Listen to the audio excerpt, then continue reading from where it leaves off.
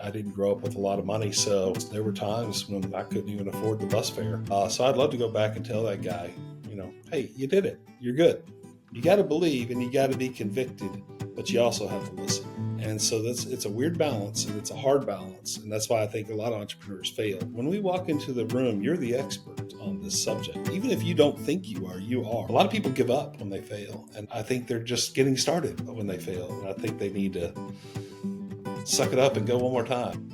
Welcome to The Parallel Entrepreneur, where we dive into the minds of entrepreneurs who push beyond the limits of a single business. Learn how these visionaries invite creative synergies to flow between multiple and oftentimes diverse enterprises simultaneously. Whether you're just starting out or managing multiple ventures, you already think outside the box. And this podcast will inspire you to recognize and tap into the power of parallel entrepreneurship. I'm your host, Mark Cleveland, and today I've got a powerhouse guest, someone who knows exactly what it means to bootstrap, scale, and exit, and then do it all over again. Silas Deane is the kind of entrepreneur who proves that persistence, grit, and a little bit of crazy can make you go a long way. Back in 2021, he sold VendEngine, the fintech company he founded, serving public safety markets.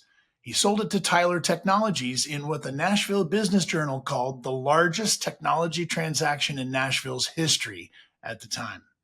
It was a $90 million deal. And here's the kicker. No investors, no debt, and more than a decade of pure hustle was his superpower in scaling that business. Along the way, he acquired two other companies, growth by acquisition, and he landed on KPMG's list of the fastest growing companies in America. But Silas is no stranger to the roller coaster of entrepreneurship. Before VendEngine, he started, sold, and even failed at multiple ventures. His first taste of the startup world would come in 1999, right in the heart of the dot-com boom, when he built the only surviving company to emerge from the high-profile Nashville internet incubator, eConception. Now, after 3 years at the top of Tyler Technologies, Silas is in what he calls his reconnect and re-energize phase.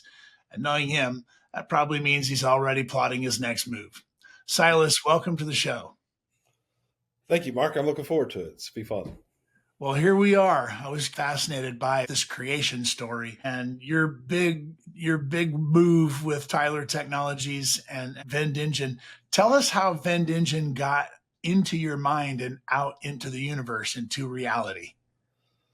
Well, VendEngine was about my fifth or sixth startup, as you said, maybe 10th startup. I can't recall. It's one of those things where the universe just sort of speaks to you. And I was listening to a story with National Public Radio, and I was hearing this story about people and the challenges that they face, especially incarceration or when they're having to deal with the government in some ways. And I thought, well, I know cloud technology. I think I can solve this problem. So not knowing anything about the industry or anything about the problem, I started just interviewing people, talking to people. And before I knew it, I was sucked into the rabbit hole of just trying to solve this complex challenge. And before you know it, we got some beta projects done. We started down the path, and lo and behold, we had uncovered a need that had been sitting there all along. The challenge grew larger and larger, and so the solutions grew deeper and deeper. And it was a lot of fun just solving problems and helping people along the way. We changed an entire industry, and it was a lot of fun. So changing an entire industry is not understatement in this case. You had customers bringing $5 bills to a jail in order to put that on the commissary account of one of their loved ones or friends inside the jail. And it just strikes me like cash in a jail is a bad thing. How did you approach this marketplace? What solution were you trying to bring, and how was it received? That's a great question, because the thing that we did was, again, I started this. I knew absolutely nothing about this industry. So it literally was, boots on the street, walking into the local county jail facility and saying, hey, tell me about this challenge. And I'm getting it from the woman sitting at the front desk perspective. I'm getting it from the sheriff's perspective. I was getting it from the inmates' families' perspective and the inmate themselves. And so what we did was we met with each one of those constituencies and said, just tell me your journey here. How do you put money on an inmate's account so they can make phone calls, so they can buy commissary, so they can do things? And the journey was perilous. I mean, people were taking city buses to the jail. They were walking to the jail. They were doing all kinds of things and handing cash to someone behind a desk.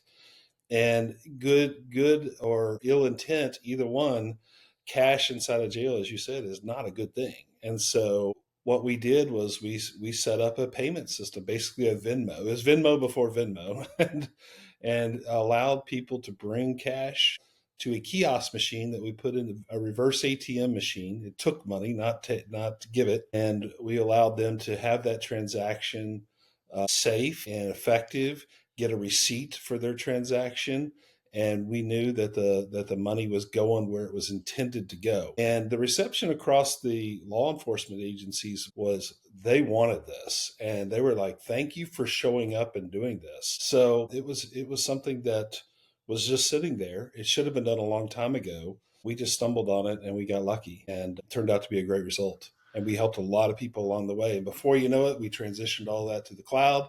We transitioned that to an app. We transitioned that to electronic means. So there was no longer this journey that people had to take to do this anymore. It was all convenient and easy. The nice thing is we started we only worked with county governments. We didn't work with these large for-profit facilities and things like that. We only worked with county governments. We tried to help counties solve the problems that they were having. And so it was a great journey. So that's the county jail versus the state prison and Correct. federal prison system. They probably have the same problem, though, right? So they do have the same problem. And so we solved it at the county level first. And I'm talking, Mark, we worked in places like Sequatchie County, Tennessee, and Bledsoe County, Tennessee. These are small rural places, and we tested this thing, and it was worked fantastic. So at the end of the journey, we've now closed a number of state Department of Corrections now as well using this same systems. It's a journey. It's a need across the board. So, Silas, when did you start this business? The official start was 2011. The mind thing was 2009. If you're talking about parallel entrepreneurs, it was 2009 is when the journey sort of started. It took us 2 years to bake the concept and really sort of, okay, this is a thing. And so the official launch was 2011. Yeah. You're doing product market validation. You're researching. You're trying to figure out, hey, it's 2011, it's 2010. Well, how is it possible that we don't have automatic cash tracking systems? It's an opportunity sitting right in front of the entire world, and you just recognize that it was there. It was there, and not only that, the more we began to talk about it with people, the more the light bulbs are going off, not just for us, but for them. And when you have that kind of synergy going, you're onto something. I've had an opportunity to go into Tennessee's jail system and enter and deliver entrepreneur training. These are some of the most creative people in the world. And they've had the wrong product, but they're great salespeople, right? And there's a lot of tragedy in those stories as well, and people just working really hard trying to get back out, get on their feet. And so inside that jail system is an economy. Yep. And there's things that they buy and sell, and they have to live and describe the day in a life of somebody interfacing with the VendEngine. How did you make their life easier while they're in some form of restoration? Yeah. So the challenging part about our business model was you're working with people who are at their absolute lowest point in their life. They've been incarcerated, and some of those may have been incarcerated multiple times. Some of those, that's their first time. But regardless, it is a challenging part of their life. So when you enter that world, you do begin to see this economy that's happening inside of a jail correctional facility. And the economy could be anything related to paying fines and fees, to be paying bondsmen, to be paying for commissary, or to pay healthcare. There's healthcare challenges inside these facilities. There's all kinds of things that need to be paid for. And so what we realized real quick was we could get money into the system, but then we had a double challenge. We needed to help them be able to facilitate to be able to spend that money or to be able to move that money to where it needed to go, be it for healthcare or be it for mental care, or be it for commissary goods or whatever it might be. So it presented a second challenge to us, which we didn't anticipate, which was a point of order system or a sales system of some sort. So now all of a sudden we were building a point of sale system. And then we started having to build an accounting system to match the point of sale system. So before you knew it, we were chasing a lot of different things inside these economies. But there's a lot of money that flows through these legal fees and all kinds of things that flow through these facilities. And so our burden was to make that a seamless, easy transaction and keep it auditable and accountable and clean. Before we showed up, I mean, you had a cell boss, and that was the guy that ran the place. And we put that guy out of business, hopefully. That's fantastic. I mean, this business grew one jail at a time, one state at a time, one county at a time, and eventually you got to over 400 facilities. Yeah, when I exited Tyler last month, we were at 425 facilities. Wow.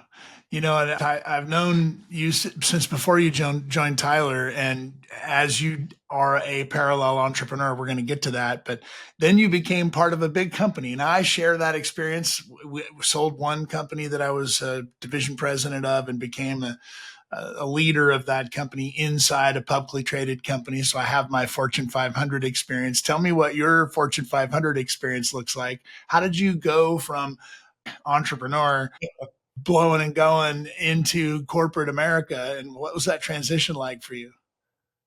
As an entrepreneur, you just hit the gas pedal and you go, and that's what you do. And I loved that Tyler bought our company. It was the perfect acquisition and exit for our company. I don't think I could have planned it any better. And so going into Tyler Technologies, I enjoyed the experience. I loved every minute of it. Great people, great team, enthusiasm about what we did. They hands off, let us do our thing. But I sort of akin it to when you go to your investor. You go to put your investor portfolio, your 401k together.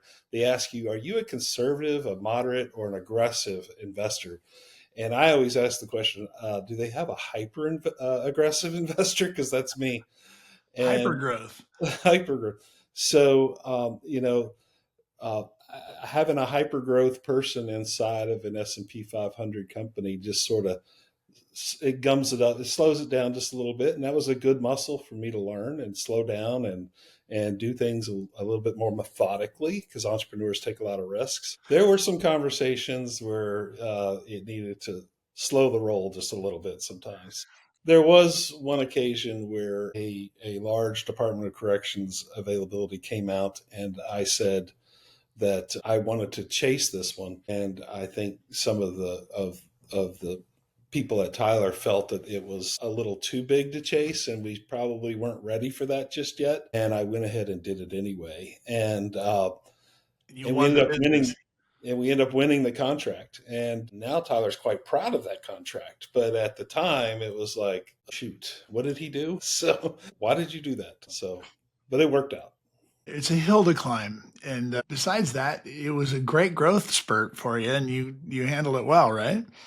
We did. It was a challenge. I mean, we definitely had to staff up. We had to ramp up. We had to do some things to service that.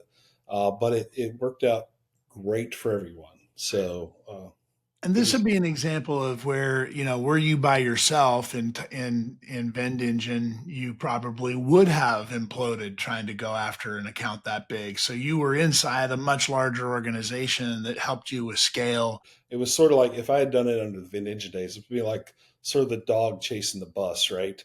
Well, in this case, the dog caught the bus. And thank goodness we had Tyler behind us at that time, like you said, because Tyler had the ability to scale like that. We could have never have done it had we been the smaller company, the startup, in our cash flow phase. Did you do acquisitions while you were at the helm of VendEngine inside Tyler? Was that an acquisitive growth strategy as well as an organic growth strategy? So the answer is yes. We actually did do a couple of acquisitions that we folded in with VendEngine. there was a very similar path acquisition going on a payments company called NIC that Tyler bought right at the same time they bought our company. And it became very obvious to everybody real quick that there was a lot of synergies between our two companies.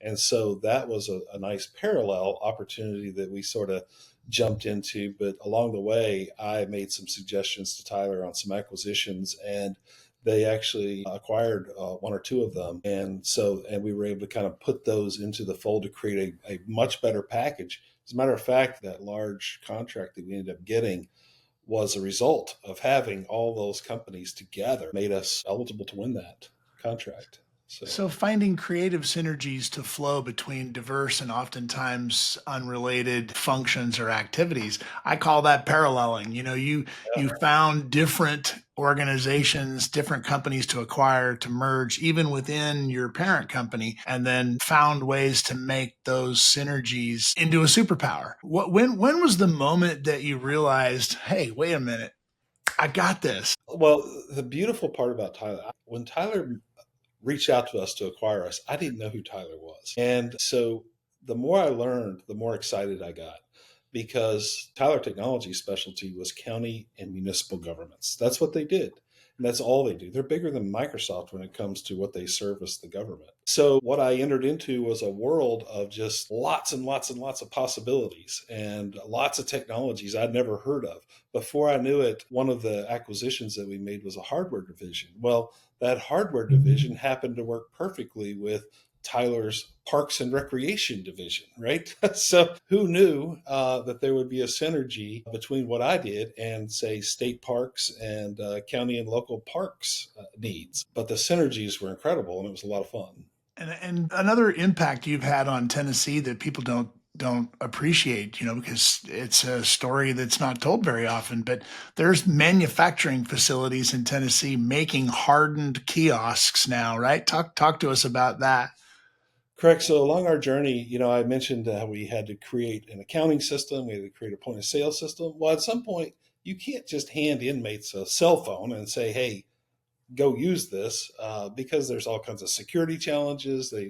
There's some bad guys in there, so you have to really watch this. So we ended up having to deliver a hardened, something that could take a punch, kiosk machine of some sort, so the inmates could access that, so they could access their bank account, they could access their things that they needed to do. And so along that way, we realized, nobody makes these. We had to design it ourselves, make it. And so eventually, working with a metal fabrication shop here in Nashville, we actually ended up buying that company along the way in a cash deal. And now we could, because we were growing so fast, we couldn't get our metal fab shop to just focus on us.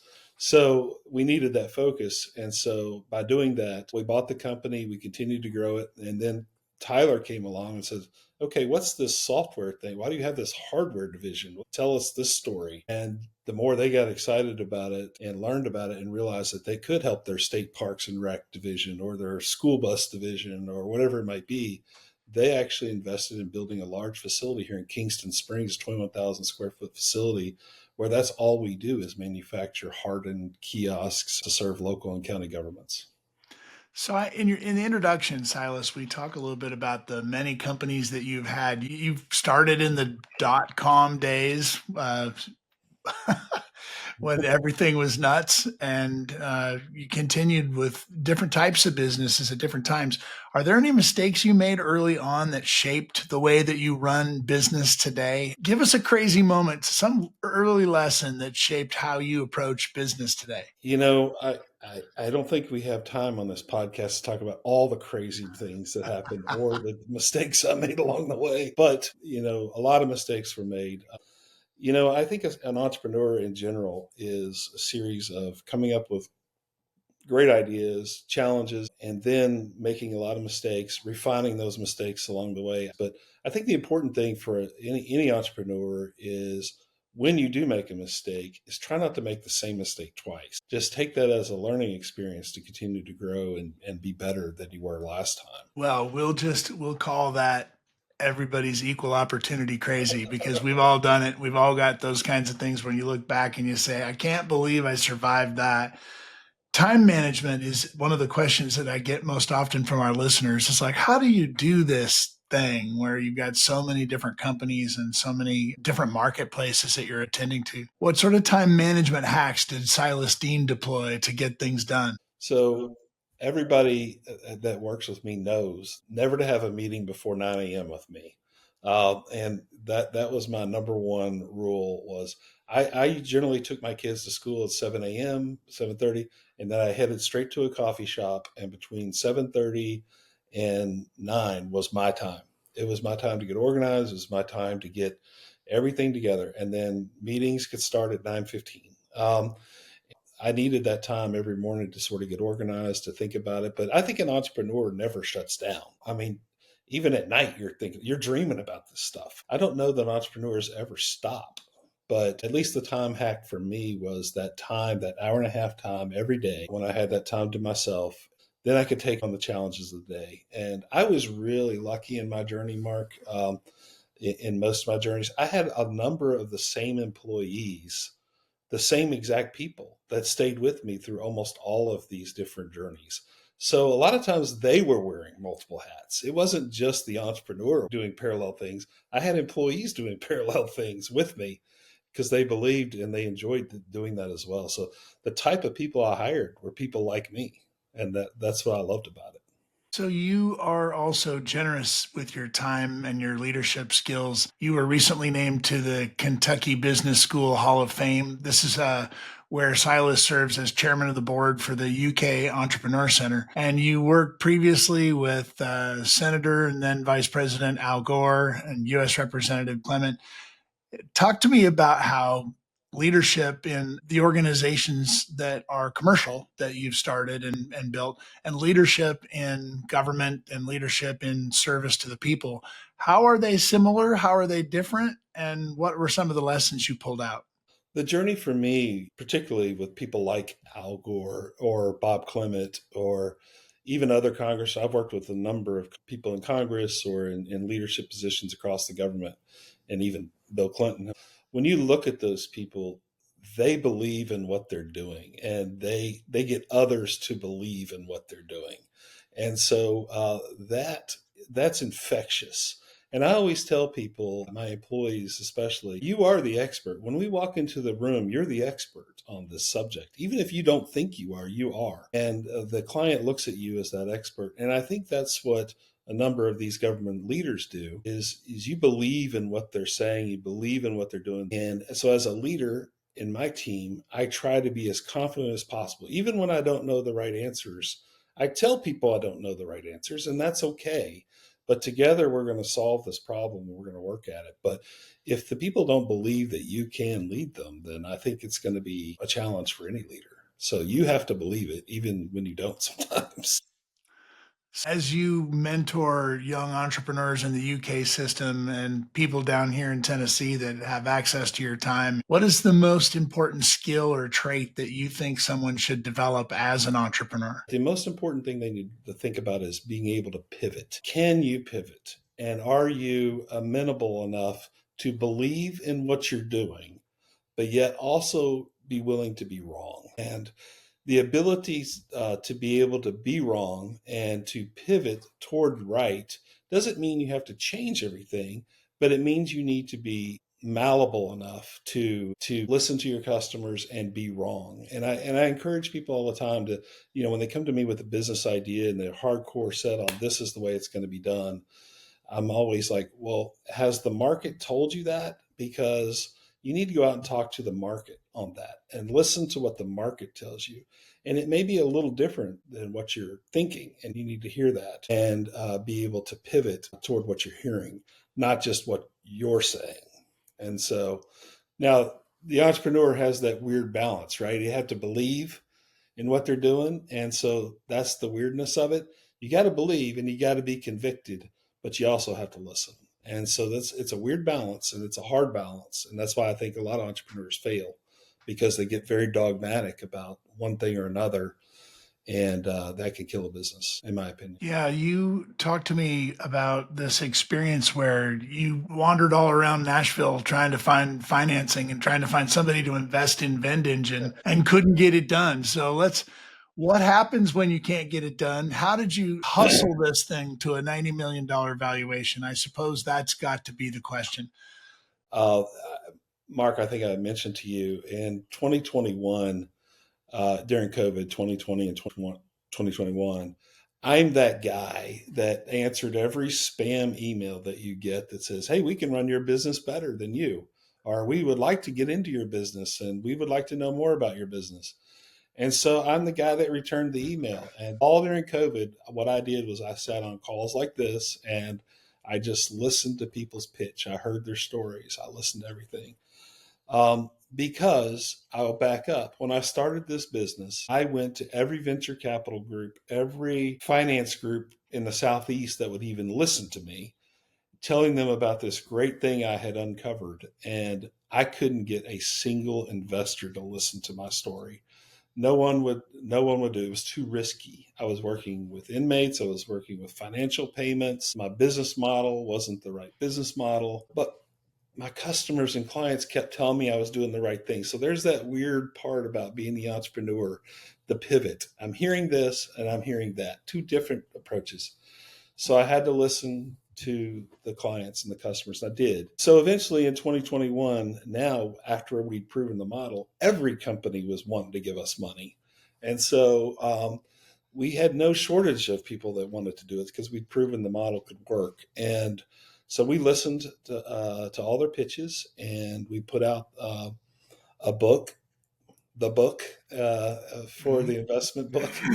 And we had dozens of interested venture capital groups that wanted to put money into our company.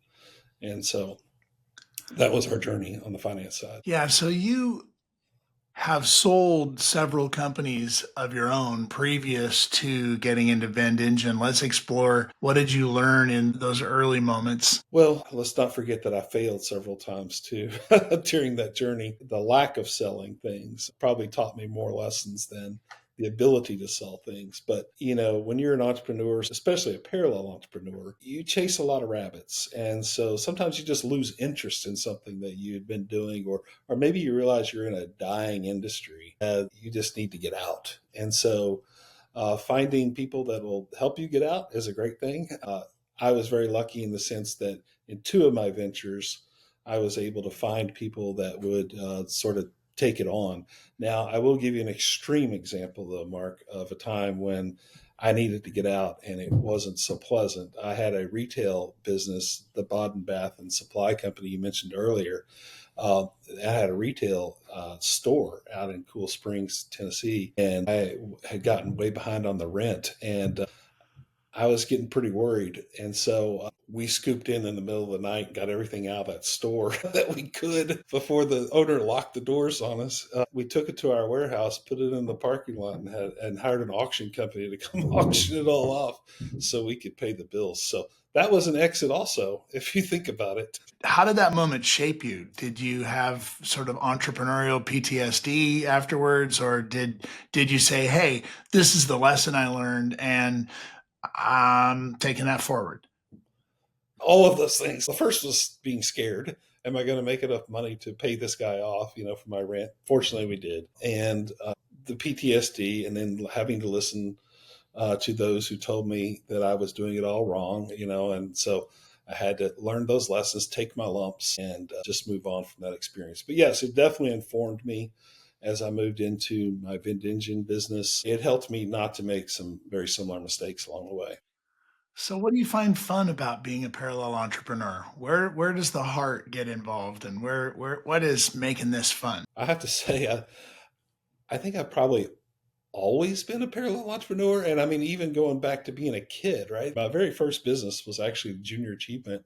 I was the president of my company, and the head of the Junior Achievement came to me one day and pulled me out of school and said, "You've run up the largest debt in Junior Achievement history uh, in our area. Like, you're going to have to sell." And so he pulled me out of school with my principal's permission, and I had to hit the road and sell. And along that way, I started selling other things as well because I was getting all this traction, and I ended up being the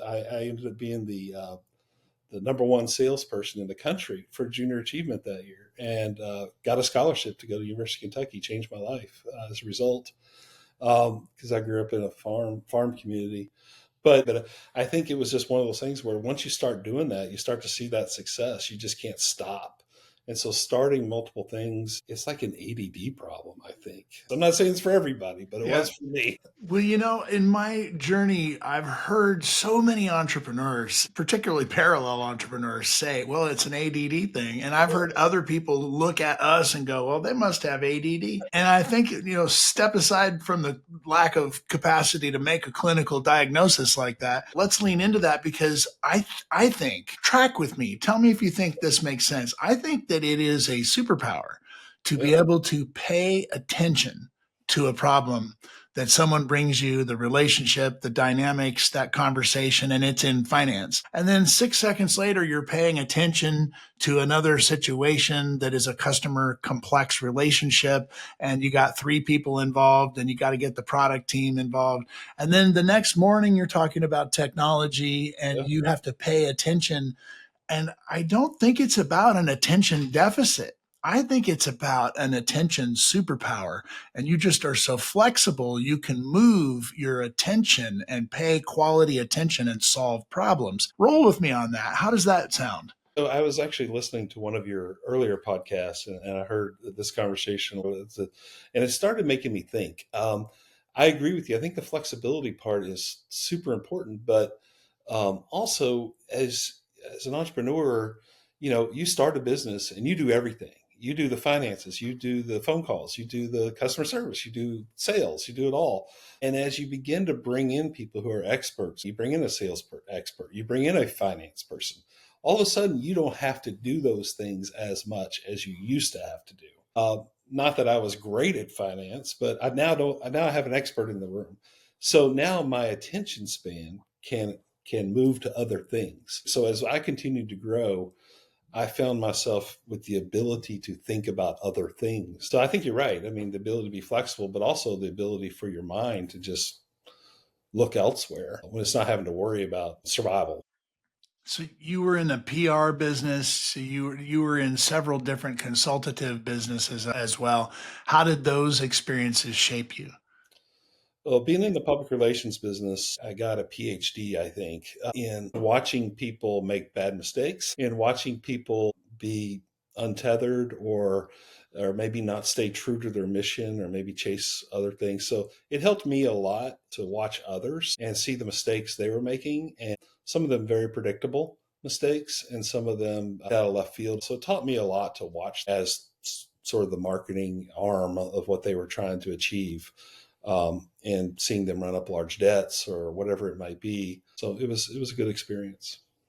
I heard you say earlier that you entered VendEngine in that space in the corrections and jail systems technology business, not knowing anything about that industry. And I think I have found for my own reflection that I've gone from sock manufacturing to short sea shipping to mobility incentive management to large fleet data systems. And I didn't know anything about some of these businesses that I entered. And I think that fresh slate, clean slate approach to problem solving might be another superpower for us parallel entrepreneurs that need to go discover and learn something else in order to keep this motor running. How did you feel with this clean slate approach to VendEngine? What was that like? Well, first of all, it was super freeing, right? I mean, it's just like a blank canvas, and you can just attack the canvas with what you see in your head and what you're hearing from other people. I loved it, actually, not knowing anything about it, because I came in with no preconceived notion of what I could do. Now, as I listened, I began to hear and think of things and began to formulate that. But with a blank canvas, it was wonderful. And I can imagine being an artist starting with a blank canvas, just staring at it, going, "Okay, how do I make this look like a mountain?" So and that's fun. It's a lot of fun, actually. I'm thinking about the things that feed us creatively. What do you do as an entrepreneur? What do you do to feed your creative drive? Well, you and I have talked about it. I love history, and so I love to dive into history and sort of understand history, because I think history so much informs us today so much. things not to do, things that worked, things that didn't. Well, for our listeners, we're sitting with Silas Deane, the what, fifth? I think I'm the 16th in the line of Silas Deanes. Yeah. 16th. So if you're a history buff and you know that General Lafayette was a 17-year-old marquis in France who was very upset with the British because the British were responsible for the death of his father when he was 4 years old in a battle that I can't recall off the top of my head, but I do know that this is an orphaned, young, wealthy man with military training and the capacity to field a navy. And he was on the sidelines in France, and Silas Deane was authorized by Congress to go and discuss his participation in the American Revolution. One Mason to another Mason, with Benjamin Franklin circling around this storyline. And so it's not fair to say you just like history, you're a part of it.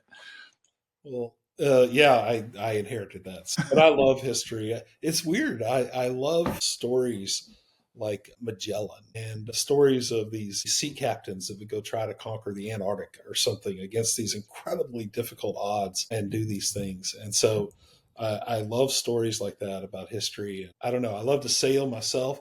So one of my goals after I left Tyler, I want to sail the Antarctic. We'll see if that happens. That's a humongous challenge. One of the most challenging places to sail in the world. What are the books you're reading today, Silas? So, ironically, after having a great exit with my company, I just read The Power of Broke, which is done by one of the Shark Tank guys, and he talks a lot about the power of being broke and how that really drives entrepreneurial spirit when you really have no choice but to be successful. Besides that, I'm reading right now currently a book on the Battle of 1812 down in New Orleans. And I really did not know that part of history with Andrew Jackson and some of the players in that, Alexander Hamilton and some others. I had no idea the political, scandals that were happening at the time and all the politics involved with that particular battle. But it's fascinating. So there's a pattern in parallel entrepreneurship that seems to me to be each time you do it, and as you do it in another industry, as you explore what you don't know, then there are common patterns that I think reassemble in your mind. And these are the structures that you're going to check the box no matter what industry you're going into. So some people might call it mission, vision, values, and some people might call it an operating system. And some people might just say just gut instincts and rapid decision making. What do you think is a superpower that you have developed that's going to help make you more successful? And where did you find that nugget in your previous experience? I think one of the things that doesn't change, no matter what industry you tackle, where you go, business basics are business basics. It's important to have a good accounting system. It's important to have a good revenue stream. It's important to have a good expense moderation. These are business basics I think can apply obviously to anything. That's why they teach them in business school. But it's in how you apply it. And I think as you go through your journey and now, 6, 7, 8 companies in, you begin to see the patterns of success as you go through those. And so by helping other entrepreneurs, I try to help as many as I can. I speak to them all the time. And I really talk about the business basics and how important it is to understand. Just read a balance sheet. Understand what a balance sheet's telling you. If you can read a balance sheet and let that balance sheet inform you, you can pretty much conquer almost any industry, I think, by those business basics. But then there's gut, there's an intuition, there's other things that fall into that. And I think part of that's just learned experiences. It's failing and learning those experiences and moving from them. A lot of people give up when they fail. And I think they're just getting started when they fail. And I think they need to suck it up and go one more time. Right, right. Did you have somebody in your life that you were able to mentor in that area and you could see them take that advice and recover and be successful? Tell me a story about that. I got a chance to work with a young man, George Bell, and he actually had a fitness app that he wanted to get going. At first, I was like, everybody's got a fitness app. Well, he gamified this thing and turned it into something. It ended up going on Shark Tank, and he got funded. And so, super proud of George. He's got Mark Cuban on his side and some other things, and it's fun to watch him take off. So, There's a nugget right there, right? Getting the right people on your team. I'd love to have Mark Cuban on my team. yeah, who wouldn't?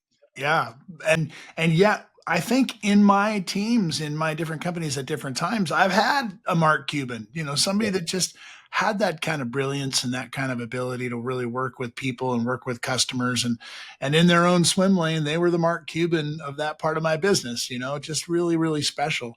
How did you discover talent when you were in these companies and what was the secret for observing and surfacing talent?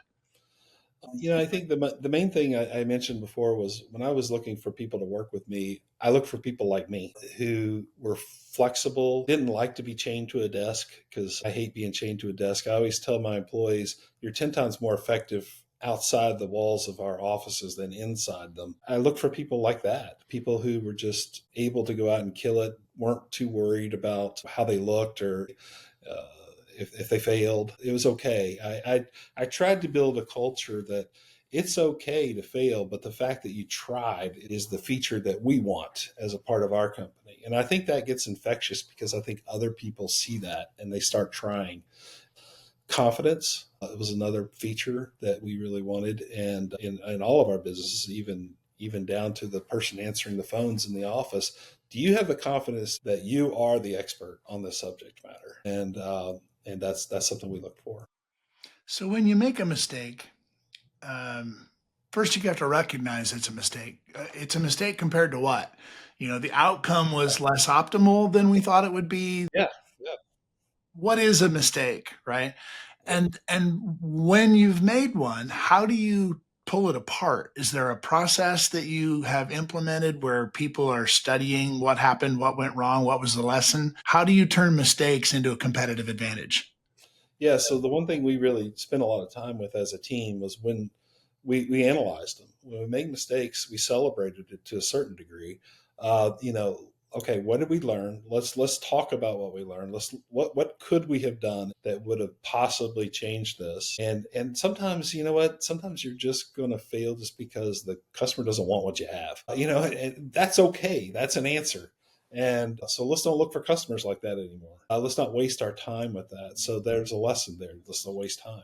But also, sometimes I think an unsuccessful entrepreneur might listen to their clients maybe too much sometimes and be doing things that help their client or help their customer achieve something. And that may not be necessarily missional to you and helping you drive your business further. So I think one of the things that we explore a lot was is that something that's helping us or is that something that's helping them or does it help us both, and stay true to that. Yeah, particularly with software, it's easy to chase rabbits in software. Customers tell you that they want your software to do a certain thing, and it's not designed or architected to do that. But in order to win the business, you got to do that thing. And now you got a one off. And most of the time I've had experiences like that, the customer was just flat wrong. They did not need that thing to do the thing that they wanted it to do in the particular way. That's They right. needed to adjust their process to what might quite often be a superior process. But you're having this combat with customization or standardization.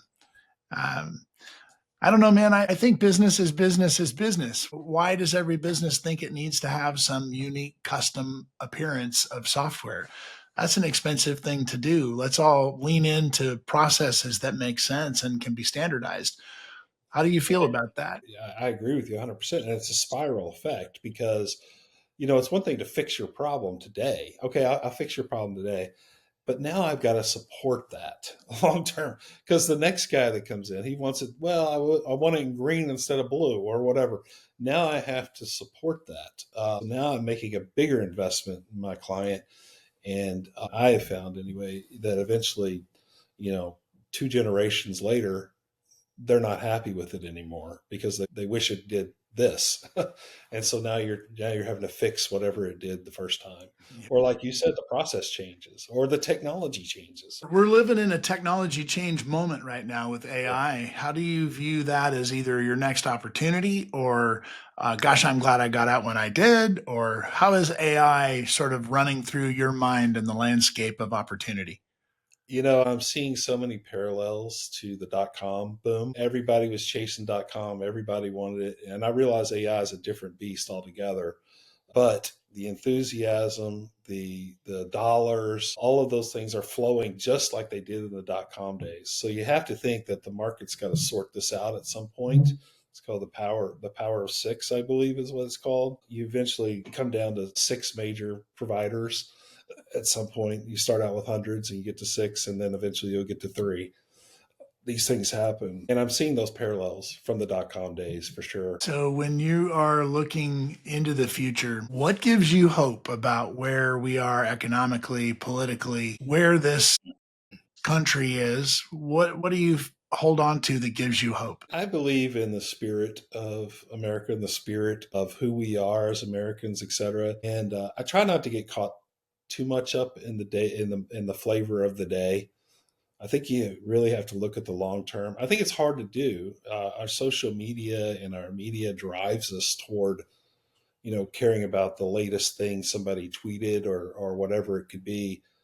I honestly turn all that off. As a matter of fact, I've never had a Twitter account ever. You'll be surprised to hear that as a tech executive. Our government is brilliant. The three tiered system being the judiciary, the legislative, and the executive is good. I think right now there's some challenges to that, and that's okay. I think you need to ask those questions every now and then, but hopefully our democracy is strong enough to stand through all that. That's wonderful. You can look through history and find an ancestor that helped to create America. What advice would you give to your younger self? I'd love to look back at my younger self and say, you're okay, go relax, have fun. And so I'd like to have that conversation with him about that, because I was a super focused kid that was really just trying to make it in this world. And it was stressful. It was very stressful. I didn't grow up with a lot of money. So there were times when I couldn't even afford the bus fare. So I'd love to go back and tell that guy, hey, you did it. You're good. Just go relax, have fun, drink a beer. Just chill. Just chill. That's fantastic. Well, Silas, I appreciate everything about your journey, and I'm as we start working together to help define and surface the superpowers of an entrepreneur who is a parallel entrepreneur. What do you think your superpowers are? I think there's a couple of things that's critical for any entrepreneur, but mine particularly is integrity. You have to be an honest person so that people know who they're working with. And so honesty, integrity, and I think I told you, Mark, I was a rugby player in college, and rugby players are fearless. So being fearless to a certain degree, now that's not always a good thing. Rugby players aren't always known as your smartest guys, but fearless and the ability to just tackle something that a guy that's twice your size and coming running at you, you just got to be able to do that. And so I think my superpower is being fearless and not being afraid to take a chance and not being afraid to risk things. I'm a risk taker. I'm not a gambler. And Yeah. I've mentally separated that in my mind as two different things. How do you view risk? What is an acceptable risk? Why are we addicted to risk? My wife asks me that every day. Why are you risking that? I am not a gambler either, but I'm highly akin to taking a large risk. I think it's the adrenaline we get from it, being right, the reward that comes with the risk, I think is great. And like I said, if you're okay with failure, if you're okay with not winning all the time or being wrong, even, I think that's there's a lot that can be learned in that. So the risk is always worth it to me. See, I wonder if the part about taking risks in business that is addictive to me is that my team is with me and together we're attacking something. And even within the team, they're saying, this is crazy. We're Yeah. out ahead of our skis here. But you're taking the risk as a team, ultimately as a company. And then all of a sudden, when you have that success, it's like everybody gets to experience the bonus of being a part of a risk-taking activity. And then there's rewards that come from that can be economic, that could be intellectual, that could be spiritual. They all, I think, express themselves as growth. How does that sit with you? Are you seeing the team that was with you on that risk? And how did the team benefit when they were in your wake? You're exactly right. It's a team win. It's a wonderful feeling. I've had scenarios with, say, VendEngine when we were in a startup phase where we could win this contract, but we're going to have to invest a lot of money. And my finance team is saying, I don't think that's a good idea. I don't know if we should do this. You finally have to sort of say, we're going to do it. And the wheels start turning and it just happens and people are bought in and you're doing it. And now everybody's, trying to make this a success. And so in this case, it was a wild success. So everybody's celebrating, everybody's enjoying it. When you exited, there was 400 facilities in your portfolio. How many more facilities are there to get? So we had about, I think the analysis said we had about 18% market share. So a long way to go. Yeah. So that's the value of a large addressable market, Yeah. right? The TAM was incredible. And not only that, not only just the number of facilities, but the number of other technologies that could be brought in was incredible. I mean, it's a very large TAM. I can't remember the top number, but it's enormous. That's what attracted Tyler to it. Right. And they're just walking by on a trade show and they say, hey, we're interested in you. Yeah, so we had the book out. We were looking for venture capital. We were ready to sign with a venture capital group out of Richmond, Virginia. And one of my sales executives said, hey, this company stopped by. Here's their card. They want you to call them. And so I called the lady on the card, and like I said, I had no idea who they were. And I thought they just wanted to partner with us or something. And they're like, hey, we've seen your book. We'd like to just buy the whole thing. I said, okay, let's talk. And they made me an offer I couldn't refuse. Well, there you go, ladies and gentlemen. You heard the beginning and the end. Come back to the Parallel Entrepreneur when it's time for you to tell this next story, Silas, because I have a pretty strong idea that after you tackle the Arctic, you will be back for another challenge. Yeah. Thanks for your time, Silas. Thanks a lot, Mark. Appreciate it. Hey, thanks for listening to another episode of the Parallel Entrepreneur. And thank you to our sponsors, partners, and the special team behind the scenes that make it all possible. Be sure to like, follow, or subscribe to our podcast and get the latest updates.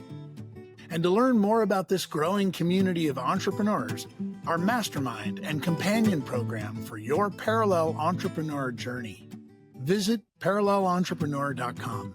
And of course, thank you to all the visionary guests who trust us to share their stories.